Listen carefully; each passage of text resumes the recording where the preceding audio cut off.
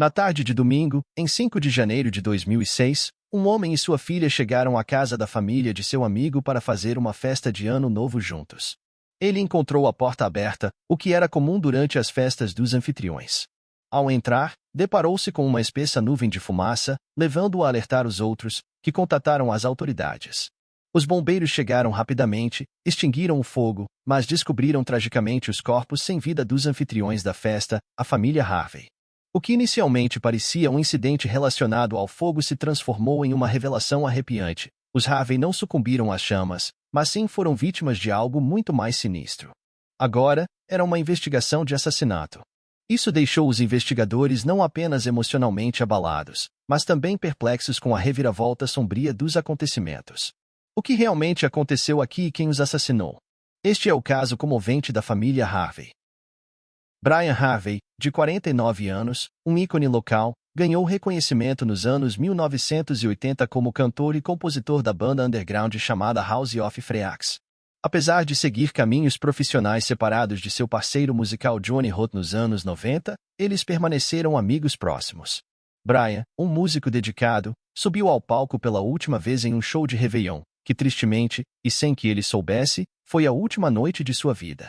Por outro lado, Katrin Elizabeth Grabinski, de 39 anos, alcançou sucesso como coproprietária da popular loja de brinquedos chamada World of Mirth, localizada no bairro de Carytown na cidade de Richmond, no estado da Virgínia. Como uma figura proeminente na comunidade, ela era uma artista envolvida em diversos empreendimentos, desde pintar cenários para o teatro comunitário até trabalhar como chefe de confeitaria e garçonete. Ela também tinha um irmão, chamado Steven Culp, que posteriormente se tornaria um ator. Os caminhos de Brian e Katrin eventualmente se cruzaram no Border Café, onde Katrin trabalhava e Brian frequentemente visitava. Em 1990, eles se casaram e a House of Freaks lançou um álbum com uma música dedicada a Katrin, intitulada I Got Happy. O casal teve 2 filhas em suas vidas. Celarane, a primeira filha, nasceu em 1996. Refletindo sobre a paternidade, Brian expressou em um site de fãs: "Acho que cheguei bem perto de saber porque estou aqui na Terra desde que minha filha nasceu. Acho que você tem que ter esperança na vida quando tem um filho. Você deve isso a eles." Sua segunda filha, Ruby Mai, nasceu em 2001. Enquanto Brian continuava com seus empreendimentos musicais, também assumiu um emprego trabalhando com computadores para o sistema escolar do Condado de Henrico. Por outro lado, Katrin embarcou no caminho empreendedor ao abrir a sua loja, World of Mirth, uma loja de brinquedos e presentes única que se tornou um marco no bairro da moda de Carytown. Seu irmão, Steven Culp, explicou em tribunal: ela queria criar um espaço onde os pais pudessem vir com seus filhos e passar tempo, e as crianças pudessem brincar com os brinquedos. Não há armas ou espadas ou algo assim lá. É um lugar maravilhoso. Os Harvey estabeleceram sua casa em um bairro antigo e majestoso no lado sul de Richmond, com grandes árvores, balanços de varanda e um ambiente agradável. Eles eram uma família bonita, bem conhecida e amada na comunidade de Richmond, e ninguém realmente tinha más intenções em relação a eles, ou assim todos pensavam. No domingo de Ano Novo de 2006, Brian, sua esposa Katrin e suas 2 filhas, Stella, de 9 anos, e Ruby, de 4 anos, teriam um dia movimentado.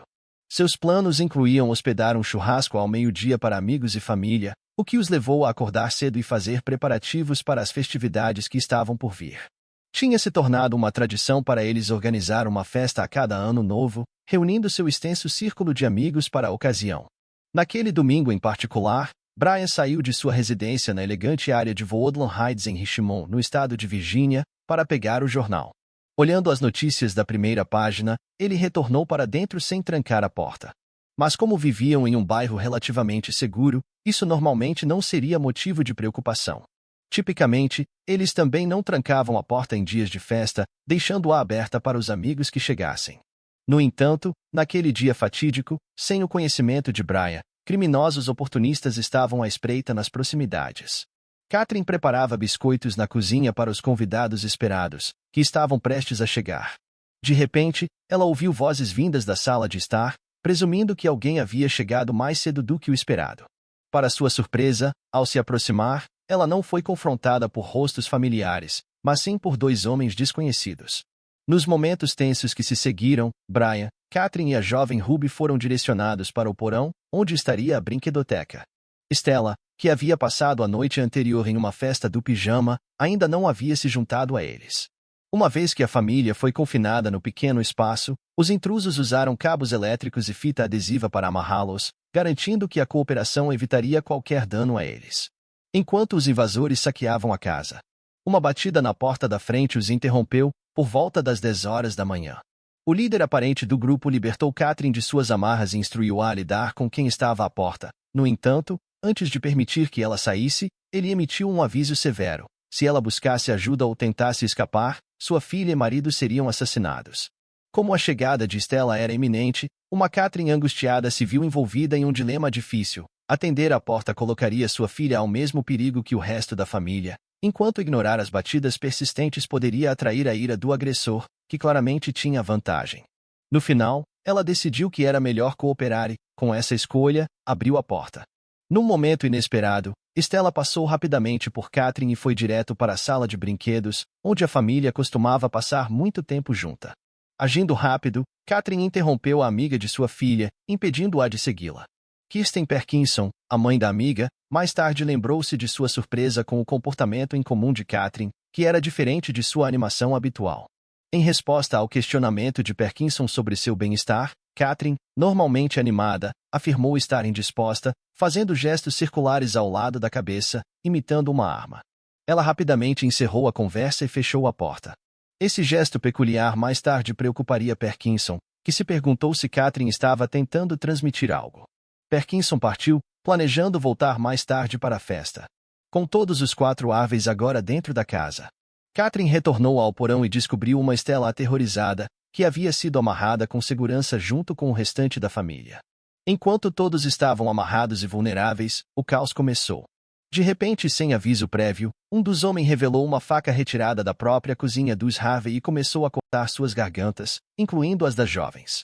Expressando frustração por elas não sucumbirem rapidamente, ele instruiu seu cúmplice a golpear suas cabeças. No entanto, o parceiro se recusou, o que levou o agressor a pegar um martelo de garra e golpeá-las impiedosamente até pararem de se mover. Depois de remover o anel de casamento de Catherine Harvey, os assaltantes incendiaram o cômodo usando vinho como álcool para ocultar evidências de seus atos horríveis.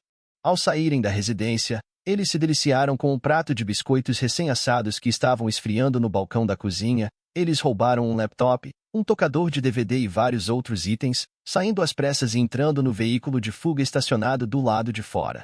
No veículo de fuga estava uma mulher que estava em um relacionamento com um dos homens, servindo como vigia durante o que inicialmente era uma simples tentativa de roubo. Eles saíram rapidamente, deixando o local tão discretamente quanto tinham chegado. Algum tempo depois, por volta das 1:30 da tarde, Johnny Rod chegou para a reunião festiva. Ao abrir a porta da frente, ele foi recebido por uma espessa nuvem de fumaça saindo. Alarmado pelo odor de queima, ele alertou os vizinhos, que rapidamente ligaram para os bombeiros. Conforme os socorristas entravam no local e lidavam com o fogo, infelizmente encontraram 4 corpos no porão fumegante, ainda intactos. Os investigadores no local logo deduziram que o fogo não foi a causa de suas mortes. A causa era os cortes e as batidas com martelo, já que corpos estavam com vários cortes, e isso se tornaria uma investigação de assassinato. Os policiais e paramédicos, acostumados a testemunhar os aspectos mais sombrios da humanidade, foram relatados como tendo achado a cena terrível tão angustiante que alguns choraram abertamente. A revelação de que os pais foram obrigados a testemunhar a morte de seus filhos, e vice-versa, era triste de se imaginar. As autópsias revelaram que Brian e Catherine encontraram seu fim devido a trauma craniano. Stella sucumbiu tragicamente a uma combinação de trauma craniano e inalação de fumaça, sugerindo que ela estava viva quando o fogo começou, apesar de seus graves ferimentos. A morte de Ruby resultou de ferimentos de faca no pescoço e nas costas. Apesar de iniciar uma investigação imediata sobre os assassinatos, as autoridades tinham poucas evidências. Eles apelaram ao público por ajuda e, felizmente, a grande coisa veio alguns dias depois. Em 6 de janeiro, quando uma mulher chamada Latoya Pauley entrou em contato com a polícia, instando-os a fazer uma verificação de bem-estar em sua amiga chamada Ashley Baskerville Tucker, de 21 anos. Pauley expressou suas preocupações, pois acreditava que o namorado de Ashley, Ray Joseph Dandridge, de 29 anos, e seu tio, Rick Javen Gray, de 29 anos, estavam envolvidos no assassinato da família Harvey. Rick, que era ligeiramente mais novo que seu sobrinho por alguns meses, foi apontado como o responsável. A revelação chocante continuou quando Pauley revelou que os dois homens haviam escondido evidências de seus crimes em sua residência. Ela revelou que Gray e Dandridge haviam visitado recentemente sua casa com um laptop que tinha uma imagem da família Harvey como papel de parede. O caso Harvey já havia recebido ampla cobertura na mídia, deixando claro que o laptop pertencia a eles. Além disso, LaToya forneceu detalhes sobre um esquema elaborado por Ashley, Gray e Dandridge para roubar os pais de Ashley. Nesse plano, Ashley deveria agir como refém, permitindo que Rick e Gray extorquissem dinheiro dos Baskerville Stookers, o que retrataria Ashley como inocente. Apesar de estar ciente de todo o plano e ter recebido um papel, LaToya recusou, tornando-se suspeita do trio. O tio e o sobrinho foram os únicos que retornaram horas depois, e quando questionados sobre o paradeiro de Ashley, responderam rapidamente: Ashley foi embora. Esta declaração aumentou as preocupações de LaToya, levando-a a entrar em contato com a polícia. Essa informação crucial foi o que os investigadores precisavam para começar a ligar os pontos. Tendo confirmado as informações de LaToya, os investigadores prosseguiram para a residência onde Ashley morava com sua mãe, Mary Baskerville Tucker, de 46 anos, e o padrasto, Perciel Tucker, de 55 anos. Para seu horror, eles encontraram mais uma cena horrível ao entrar na casa: os corpos sem vida de todas as 3 vítimas, submetidas a um método semelhante ao destino da família Harvey. As vítimas estavam amarradas, amordaçadas e tiveram as gargantas cortadas impiedosamente. Fitas adesivas enroladas firmemente ao redor de suas cabeças infligiram sofrimento adicional a Mary e Perciel, que exibiam profundas lacerações no pescoço. Perciel teve uma meia inserida à força em sua garganta. Ashley, tragicamente, foi encontrada sufocada com um saco plástico. A causa comum de morte para todos os 3 foi determinada como sufocação e tortura. Suspeitando da presença de assassinos, as agências de aplicação da lei de toda a região colaboraram em um esforço conjunto para prendê-los antes que pudessem perpetrar mais atrocidades. Semelhante à da família Harvey, Perciel e Mary levavam uma vida tranquila sem abrigar inimigos. Perciel trabalhava como operador de empilhadeira, enquanto Mary era empregada em uma empresa de limpeza. Suas vidas tranquila foi despedaçada pela traição de sua própria filha, levando à trágica morte de um casal inocente.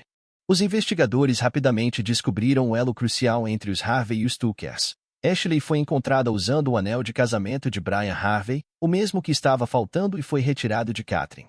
Com essa revelação, uma ação urgente era feita para prender Gray e Dandridge antes que pudessem infligir mais danos irreparáveis. Rastreando seus movimentos de volta ao seu estado natal na Pensilvânia, Gray e Dandridge foram capturados em Filadélfia em 7 de janeiro.